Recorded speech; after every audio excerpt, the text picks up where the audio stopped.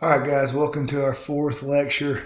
It's understanding the customer, the consumer, the fan. This will be the last lecture where we're really dealing with our organization. After this, the next 4 weeks or the second half of the class will be strategies for actually doing marketing. And so it's really important that no matter how small our organization is, we're involved in sport market research.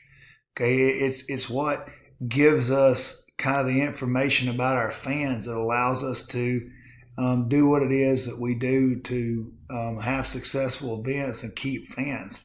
So there are tons of information out there available to us. We can get data from the U.S. Census. We can get data that we can pay for data from companies. There are large ratings like Nielsen.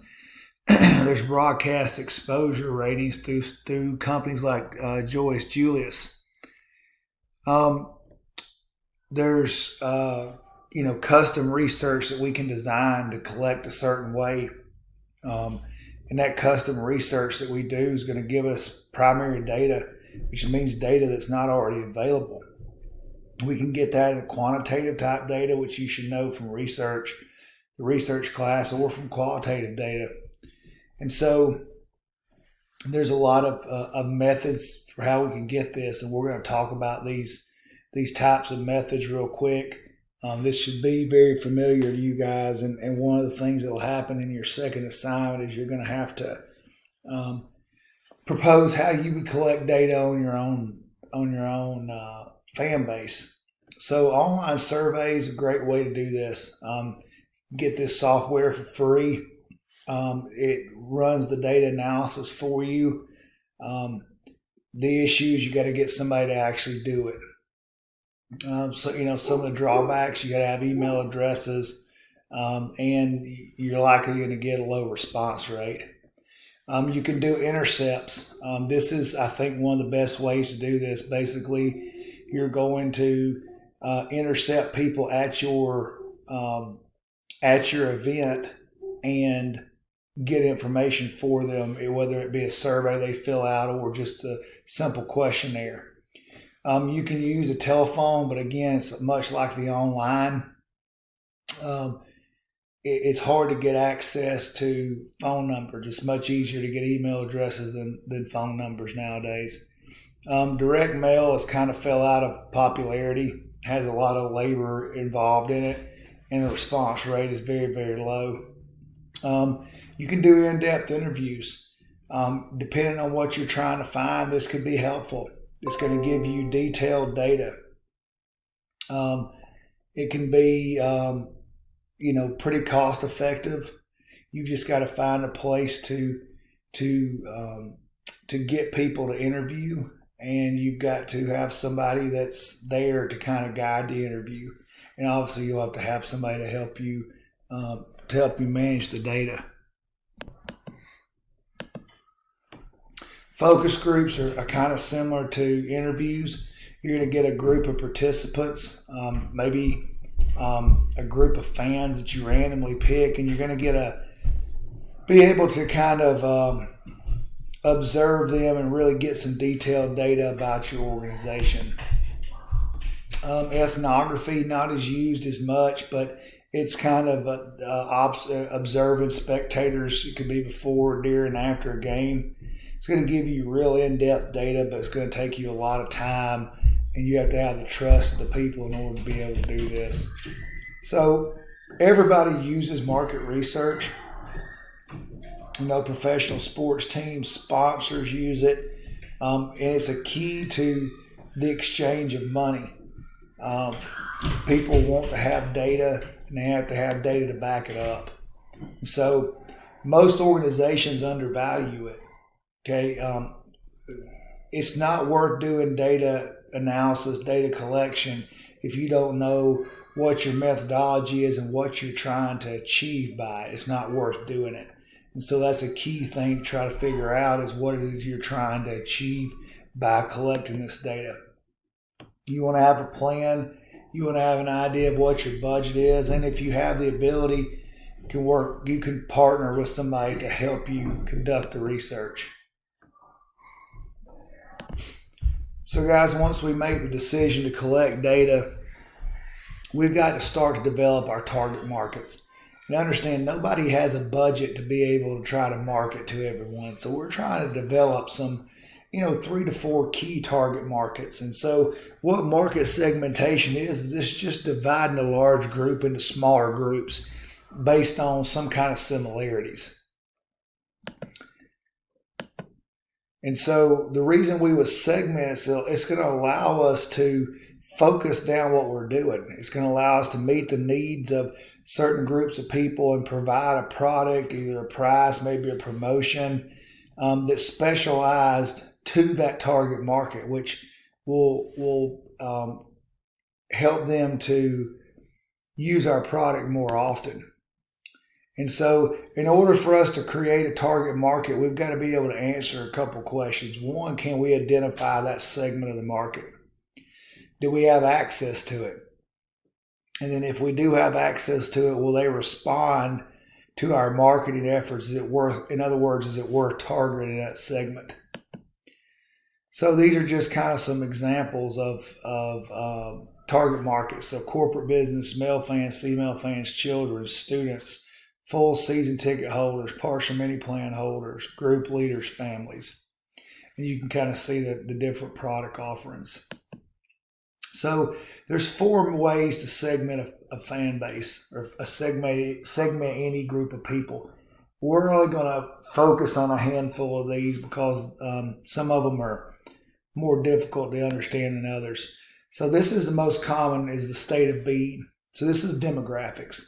We want to know where they're from, their age, how much money they make, their education, their gender, sexual orientation, race, and ethnicity. That will allow us to get a profile of what our fan base, what it looks like. Okay, what are they? Who are our fans?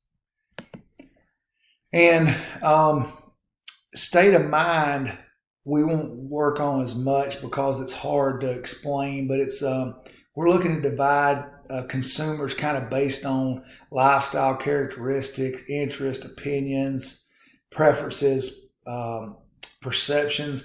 This is something it's valuable to do if you have the time and the money to be able to do it. And again, for most of us, we're not going to have the ability to be able to do that. It's just that simple. Then we can look at product benefits, meaning what does the customer want to get from the experience? Are they doing it for socialization? Are they trying to go and meet people or socialize? Are they doing it because it's an exciting sport? Is it a high paced game? Is it entertaining? Are they doing it because it's affordable? Are they doing it because it affirms something that they already believe about the sport? Are they doing it to get recognition from their friends, to fit in? We have to kind of understand that and understand what our product offers for people.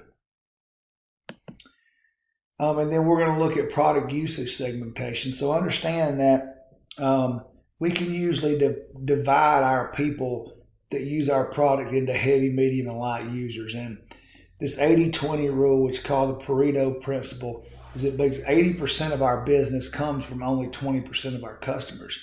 So it's real key that we keep people coming back once we get them there. It's much easier and cheaper to keep people than it is to try to continually find new people to use our product. And understand, not everybody consumes at the same rate. And so that varies a lot based on sport. A heavy consumer in football might be going to all 10 or 12 home games.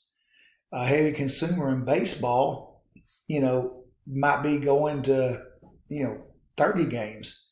So we can't discount any group of people because that's going to vary from age group to demographic group, and we just have to learn to cater to what their needs are. And so we have to provide opportunities for people to be able to consume our product at the level they want to consume it. And that's difficult to do because it involves us having to create, events, packages that allows it to fit what people are looking for. So this is just kind of a chart that gives you an example of just somebody on the top left who's a high frequency person and they do a lot of activities versus the bottom right, somebody who's low frequency and low activities. And so this should look familiar to you because we can look at it from the standpoint of what our user group is. And again, you're going to have to define this based on your individual product. And this goes along with the escalator type principle. Anywhere from somebody who is not using our product and is unaware all the way to somebody who's decided to leave our product or our team or whatever it is we're marketing and they're not using it anymore. And so after we collect data, we got to use this for our strategy. And so we want to analyze that data and develop our target markets and then basically develop our marketing strategies around targeting each of those markets. And ideally we're looking for, somewhere 3 to 5 target markets. And so we can use a database to help us do this, okay? Meaning that we can, you get high level databases in big organizations, but you can use an Excel sheet that just basically helps you keep up with these different things based on the data you have and based on the people who are coming to see your product or use your product. And that's more difficult because it takes a lot of effort to do, but we have to understand who our fans are or we're not going to understand how to market to them. It's just that simple. So this is kind of what's going to happen in your assignment 2.